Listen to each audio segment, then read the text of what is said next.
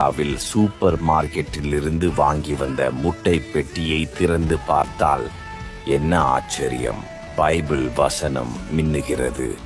இது கர்த்தர் உண்டு பண்ணின நாள், இதிலே களி கூர்ந்து மகிழக் கடவோம் என்கிறது. சங்கீதம் 118:24.